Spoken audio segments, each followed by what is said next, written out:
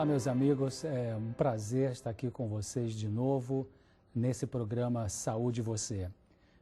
Hoje nós temos um tema também que vai interessar a muitos de vocês.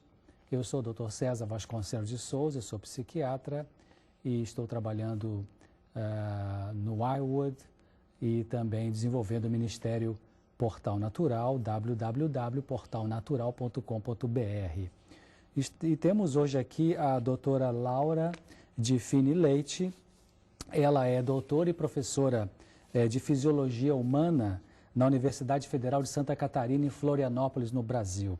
Doutora Laura está terminando um pós-doutorado na Universidade de Loma Linda, no Departamento de Fisiologia e Farmacologia, com bolsa da CAPES, do governo brasileiro. Doutora Laura, é um prazer tê-la aqui no programa Saúde Você. E que bom.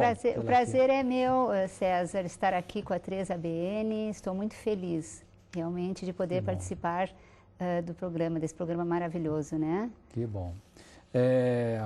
Nós temos um tema hoje, vamos conversar, a doutora Laura vai trazer informações importantes para vocês sobre aspectos ligados ao alcoolismo, não é isso? Sim. E sobre o comer em excesso, obesidade. Exato. Vamos estar conversando sobre esse assunto hoje aqui. Exato. Eu gostaria de começar lendo um texto bíblico que se encontra em 1 Coríntios, no capítulo 6, e nos versos 19 e 20. 1 Coríntios 6, 19 e 20, que diz assim: ou não sabeis que o nosso corpo é o templo do Espírito Santo que habita em vós, proveniente de Deus, e que não sois de vós mesmos? Verso 20, porque fostes comprados por bom preço. Glorificai, pois, a Deus no vosso corpo e no vosso espírito, os quais pertencem a Deus. Então, esse belo texto está dizendo Muito da bonito. Importância de que esse corpo aqui, ele é a habitação de Deus. Ele pode ser habitação de Deus se a pessoa desejar isso, né, doutora Laura? E é por isso, César, que nós devemos cuidar do nosso corpo em todos os aspectos, para que Deus possa morar, não é, nesse corpo. E o nosso corpo, para ser o templo do Espírito Santo, ele precisa estar livre, não é, de qualquer substância nociva. Nós precisamos estar com o corpo e com a mente limpos, não é?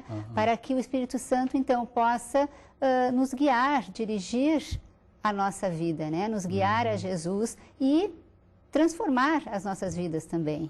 E fazer com que essa vida aqui, vamos dizer, essa peregrinação aqui, ela seja feita de uma melhor maneira, por uma melhor condição do meu corpo físico e da minha mente. Exato. Doutora Laura, o que a senhora pode comentar sobre o consumo de bebidas alcoólicas?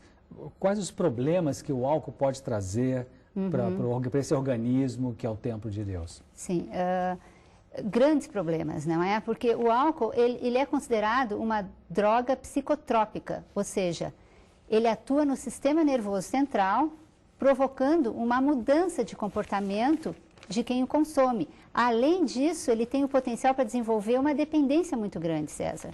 Porque ele é uma das poucas drogas psicotrópicas que tem o consumo aceito e até incentivado pela sociedade. É uma droga lícita, né? É uma droga lícita, não é?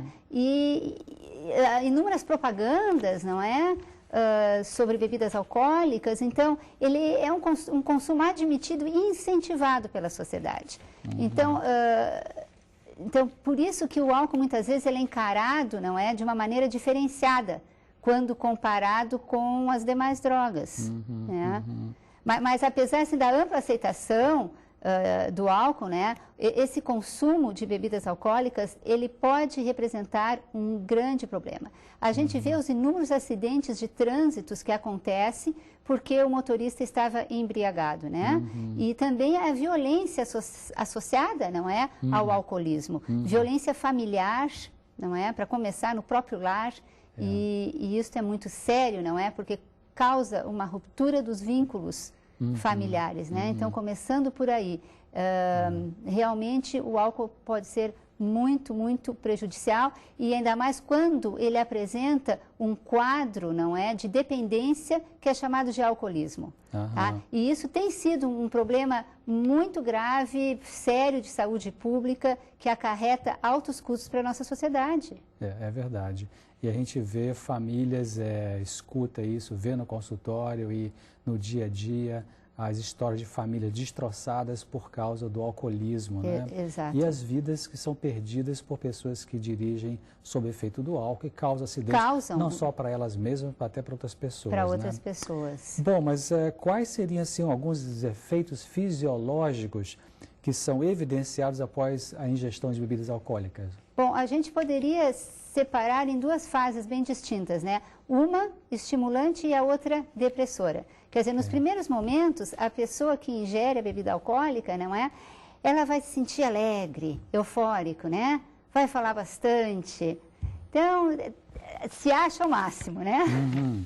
Acontece que, com o passar do tempo, começam a aparecer os efeitos depressores, não é? E aí ela vai apresentar problemas com a coordenação motora, né, um descontrole, né, até sonolência, e inclusive quando esse consumo é muito alto, é muito exagerado, a pessoa ela pode até entrar num estado de coma, né, poderíamos dizer assim. O coma alcoólico. Coma alcoólica, né. É claro que isso vai depender muito das características de cada um. Tem pessoas que estão mais acostumadas a beber, ou a pessoa que nunca bebeu e bebe, digamos, um copo, não é? Seja do que for, ela não vai estar, digamos, tão apta, não é? A poder encarar todos esses... a metabolizar esse exatamente.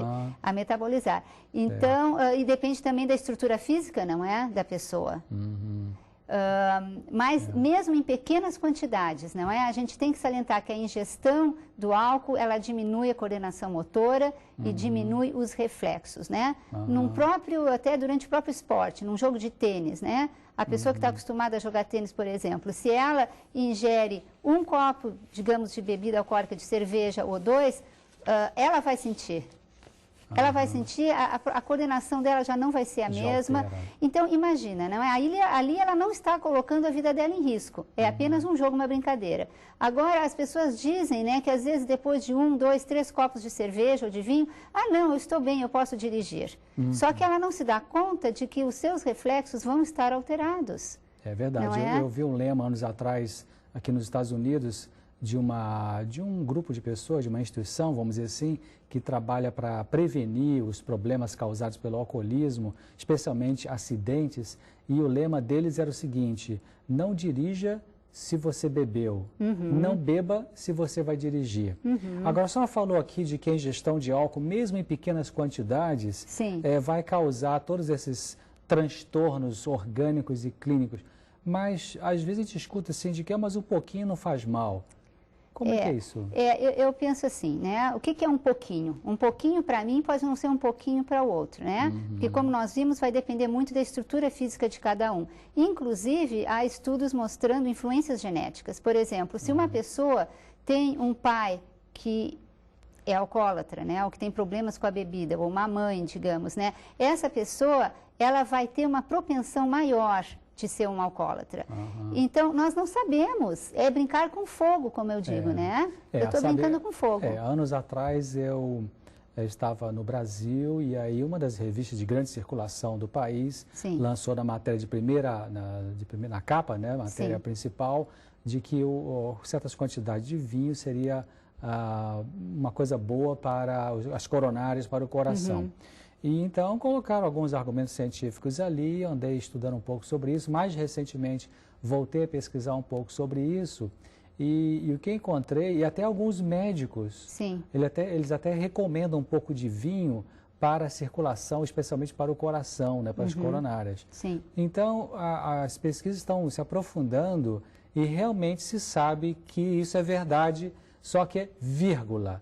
Então, qual é a coisa que existe no vinho que poderia ser benéfica para a circulação? É na uva, né? É na uva, exatamente. É na uva. Isso foi que eu fui verificando, quer dizer, Na verdade, se descobriu que parece que são as isoflavonas Isso. e que existe na semente da uva. Exatamente. Que são as substâncias que são benéficas para a circulação, especialmente cardíaca, né? Então, não é o vinho, é a uva, o que tem na uva, que Deus colocou na uva, né? Posso tomar suquinho de uva, né? Tem tanto suco de uva gostoso aí, e o coração vai estar legal, né? Exatamente.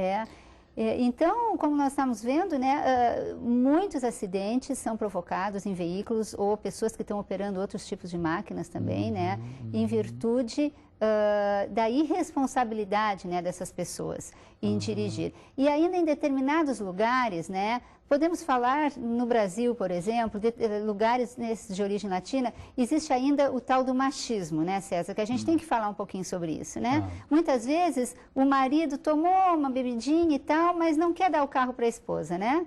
Então, não, deixa que eu dirijo. Então, aí mostra também um perigo iminente, né, nisso.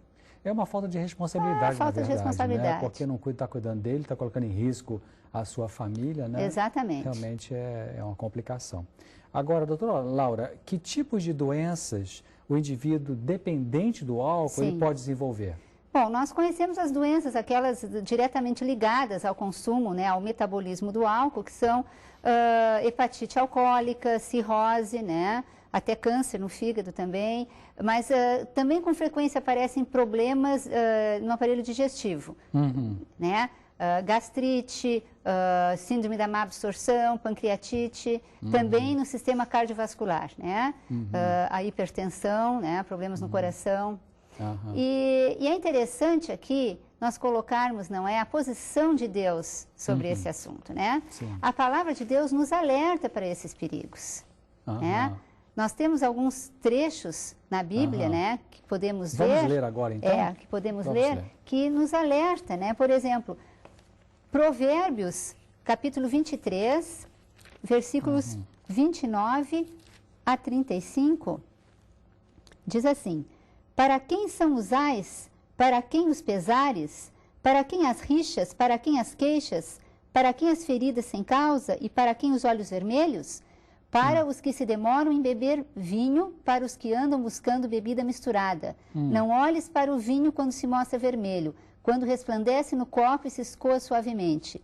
Pois ao cabo morderá como uma cobra e picará como o basílisco. Os teus olhos verão coisas esquisitas e o teu coração falará perversidades. Serás como que se deita no meio do mar e como que se deita no alto do mastro. Né? Aqueles sintomas, não é, que a gente sente, que o pessoal sente que bebe, né? Que o indivíduo sente quando está alcoolizado, né? E dirás: espancaram-me e não me doeu, bateram-me e não o senti. Anestesiado. Anestesiado. Quando despertarei, então tornarei a beber. Quer dizer, aqui fala bem, não é, dos sintomas que o indivíduo sente, né? Tipo, estar mareado, né? Compara aqui e alteração do pensamento também. Alteração né? do pensamento. Já sente coisas também torcidas. Exato, exato. E existem outras passagens também, não é? Interessantes. Por exemplo, Efésios, no capítulo 5. Efésios 5. Efésios 5, podemos ver, versículo 18 diz assim: e não vos embriagueis com vinho, no qual há dissolução, mas enchei-vos do Espírito. E também podemos ver, César, mais uma. Em 1 Coríntios, né? 1 Coríntios. 1 Coríntios, capítulo 6. Versículos 9 a 10. 1 Coríntios 6, 9 de 9 a 10. 9 a 10 diz assim: ou não sabeis que os injustos não herderão o reino de Deus? Não vos enganeis, nem impuros, nem idólatras, nem adúlteros, nem efeminados, nem sodomitas, nem ladrões, nem avarentos, nem bêbados, nem maldizentes, nem roubadores herdarão o reino de Deus. Quer dizer, aqui está colocando, não é, vê bem, uma dependência, né, da nossa salvação. Parece assim que nessas situações nós teremos dificuldades, né, de entrar. Quer dizer, o alcoólatra não pode entrar no reino de Deus, então? Pelo que está dito aqui na Bíblia, não. Agora, por que não pode entrar no reino de Deus? Deus não é amor, Deus não é perdão? Como é que é isso? Pois é, eu acho que se a pessoa se arrepender e mudar de vida, claro que ela vai entrar. A Bíblia nos fala isso, né? Arrependei-vos. E aqui nós estamos falando não só do alcoolismo, qualquer outro não é pecado.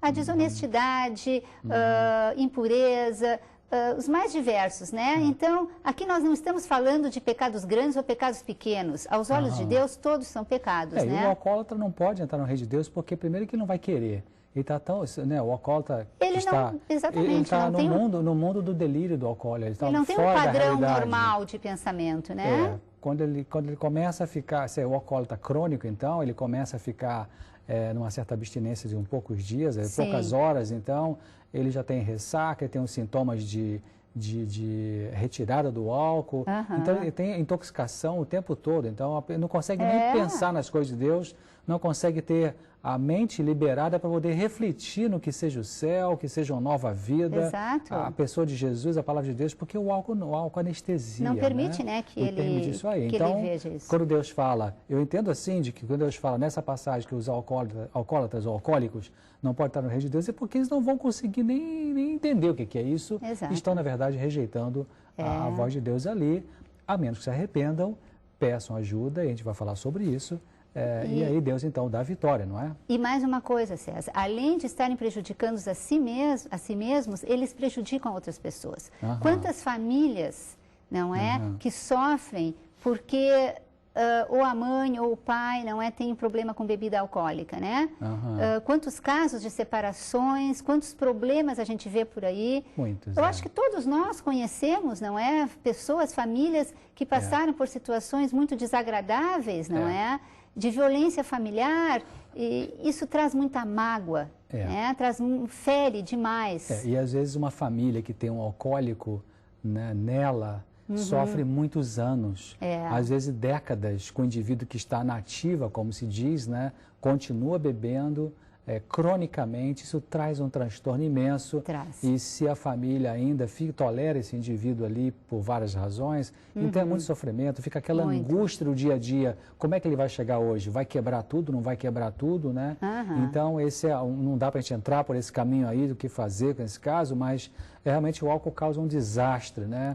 Ou seja, a gente vê na medicina, né, de que na fisiologia, de que não há necessidade de nenhuma gota de álcool para a nossa saúde, não é verdade? Realmente.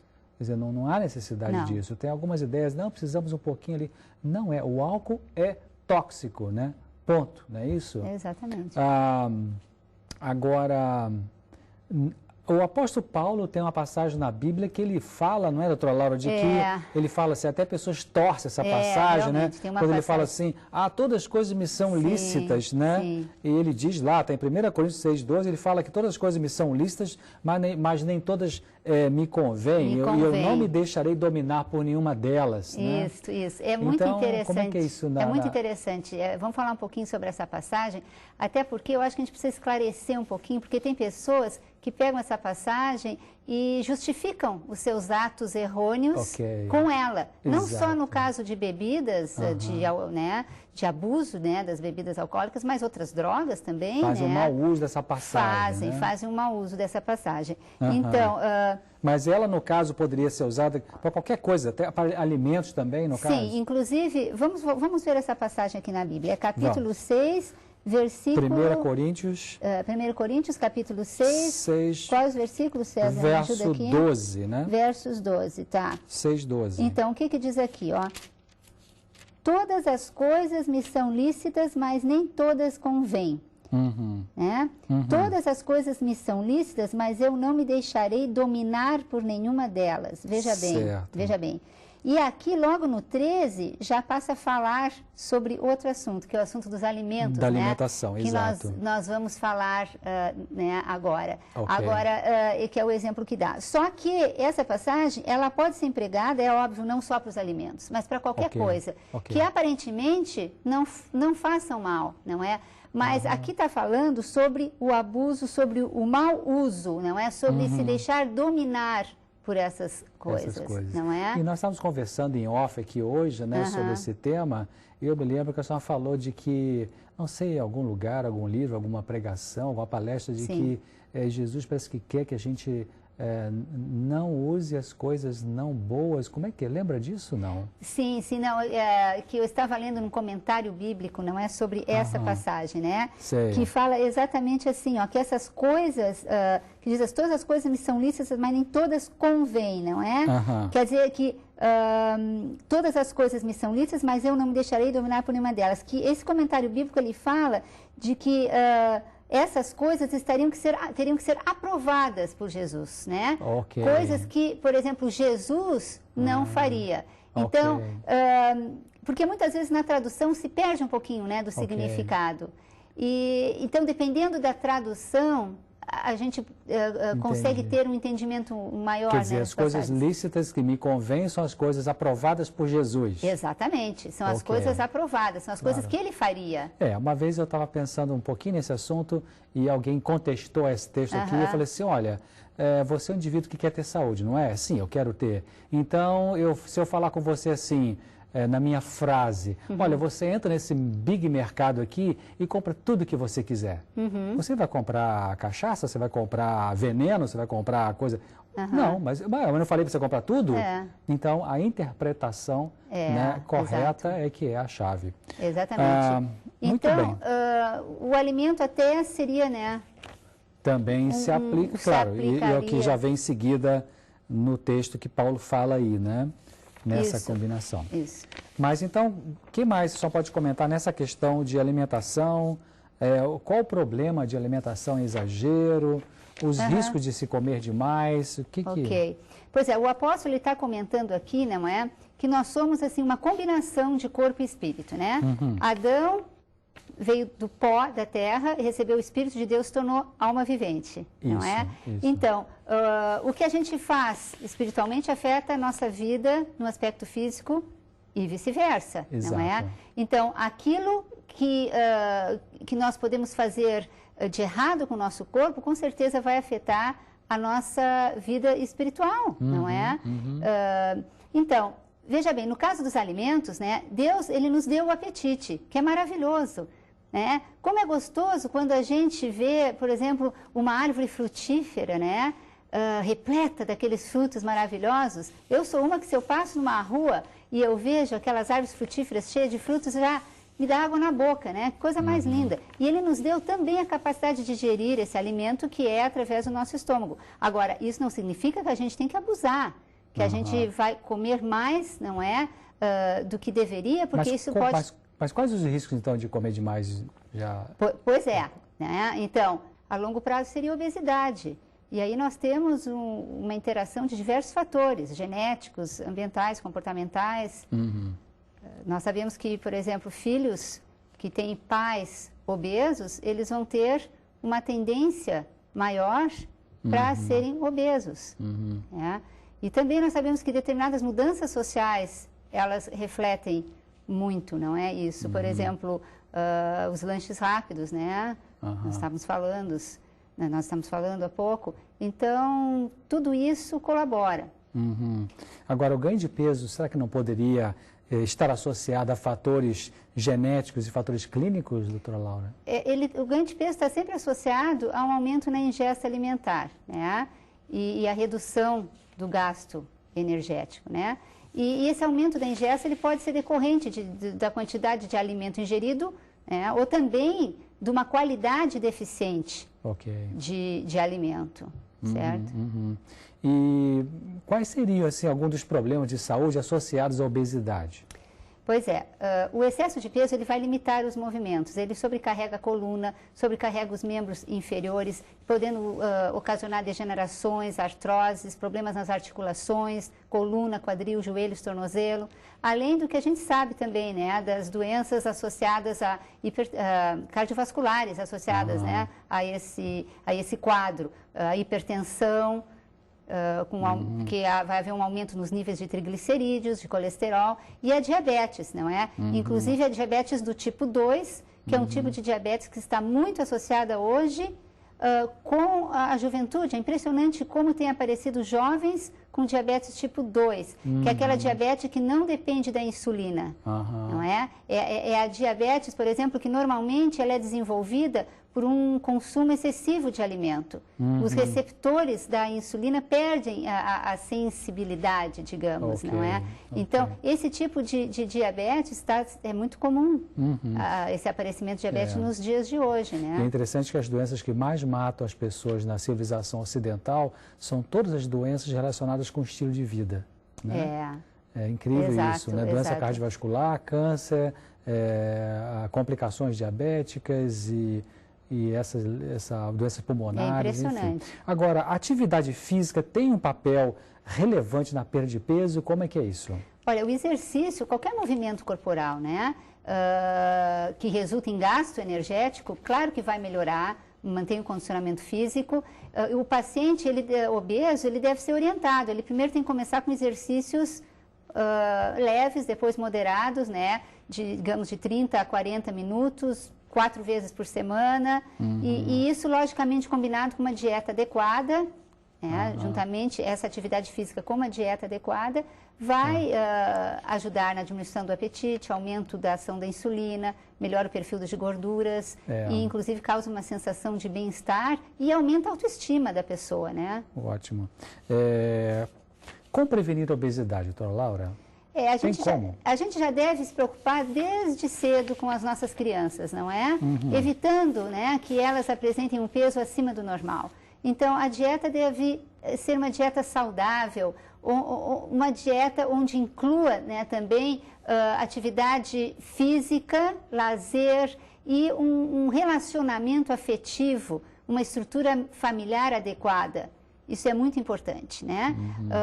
Nós sabemos que os presentes naturais que Deus nos fornece, que é o ar puro, a água pura, o sol e a abundância de verduras, de frutas, não é, que nós temos, são maravilhosos. Então, tudo isso, junto com uma confiança inabalável de Deus, realmente é algo assim que devemos nos apegar, né, e muito forte para mantermos uma vida saudável. E não há necessidade de um desespero de que não vai conseguir. Tem um texto aqui que eu gostaria de finalizar. Sim, doutora Laura, muito obrigado pela sua presença aqui. Eu queria terminar com um texto que diz assim: ninguém tem necessidade de se abandonar ao desânimo e desespero. Satanás poderá se achegar a vós com a cruel sugestão: teu caso é desesperado, é irremissível, mas há para vós esperança em Cristo.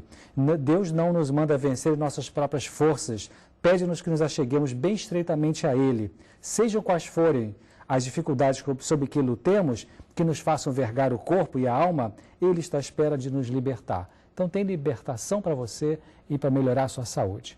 Muito obrigado, doutora Laura. Foi um prazer. E volte outra vez ao nosso programa Saúde e Você.